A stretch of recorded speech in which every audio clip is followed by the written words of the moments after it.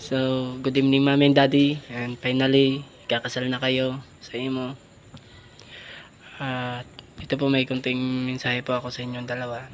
Happy wedding day po sa inyong dalawa, Mommy and Daddy. At sana maging masaya kayo lagi. And sana magtagal kayo, stay strong. And sana maging successful ang pagsasama nyo. At sana di kayo bumitaw sa mga problema na dumating sa inyong dalawa. At sana laging malakas yung loob nyo at malawak yung pasensya nyo. At sana marunong din kayo na mag-privacy. Sana kung mag-aaway man kayo, sana i-box nyo na lang.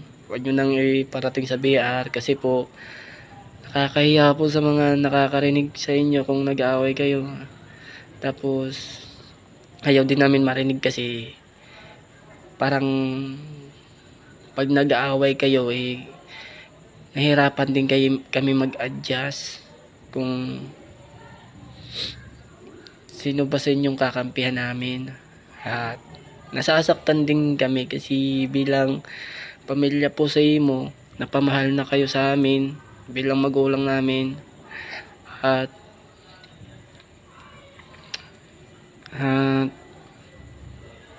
yun lang po, sana din marunong din kayo magtiwala at mag-unawa sa mga hindi nyo maunawaan or di nyo magustuhan. And sana marunong din kayo tumanggap sa pagkakamali nyo. At sana magawa nyo yun para tumagal yung relasyon nyo. At sana din, Mami, bawas-bawasan mo din yung pagkatuyuin mo or pagkatupakin mo kasi yan po yung nagbibigay ng problema sa relasyon. At ikaw naman Daddy, bawas-bawasan mo din yung pagkasiloso mo kasi ganyan nga, yun din ang kakasira nyo.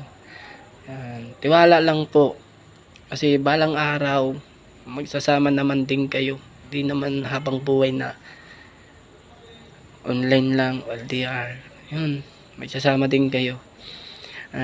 Andito po kami lagi para sumuporta sa inyong dalawa.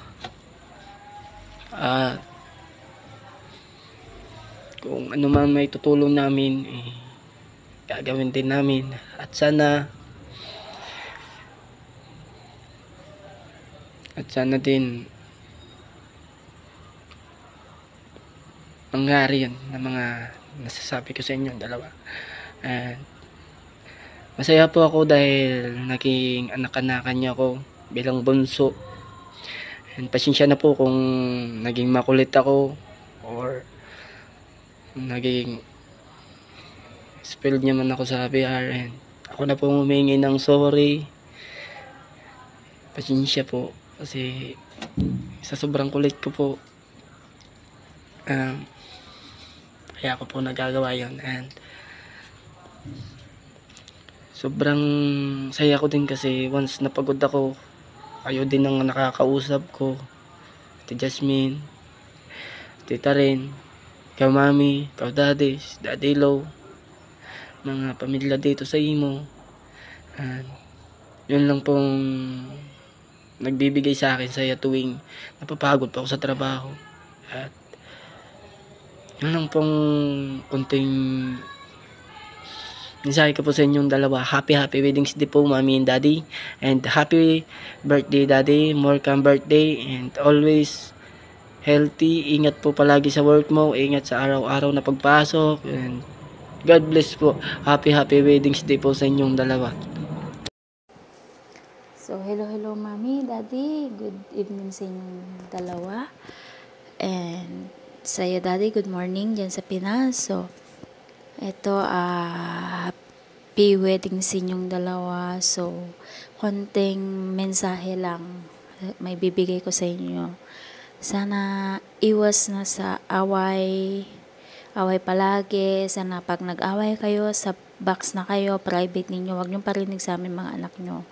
Kasi ang hirap bilang mga anak nyo, nasasaktan din kami kahit dito lang tayo sa imo na nagkakilala, pero naiapektuhan pa din kami. Kasi mahal namin kayo eh. Ayaw namin kayong yung nasasaktan, ayaw namin nakikita kayong umiiyak. Nasasaktan din kami pag ganun na nasasaktan din kayo. So, akin lang lagi kong sinasabi sa'yo, Daddy, na habaan mo pa yung, yung pasensya mo, yung pag-iintindi mo, lawakan mo pa yung mo kay Mami. Kasi, alam mo naman ang hirap ng ibang bansa, lalo na't may mga alaga siyang bata. So, ang hirap kasi, ang kikita mo naman, wala siyang konti lang yung tulog niya. So, mahirap talaga kasi haba-haba mo pa yung pag-intindi mo kay Mami. Kaya, yun, pag may ayaw sa inyo, sa isa't isa, sana i-box nyo na lang. Wag nyo nang dalhin sa BR kasi ang pangit.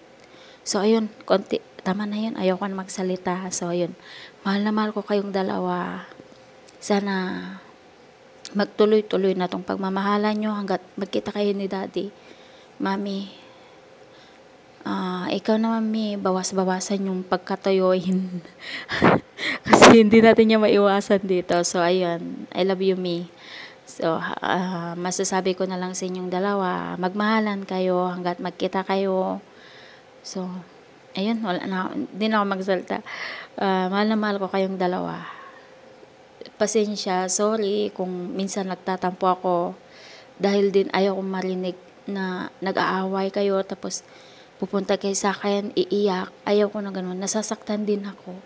Alam yan ni Tita Rain kasi nagbabaks ako minsan sa kanya na ganito si Daddy, umiiyak sa ano ko. So, ayaw ko, nasasaktan ako talaga. So, yun, mahal na mahal ko kayo. And last, for you, Daddy, happy birthday. Happy birthday and more birthday to come. God bless. Ingat ka palagi sa work mo. So, I love you both. Happy wedding sa inyo ulit. Ayan, so, maikling message lang po. Happy birthday sa future and happy wedding sa ating dalawa. Alam ko naman na marami nang nangyari sa atin. Hiwalay, balikan. Pero sabi nga nila, walang perpektong relasyon. Basta sana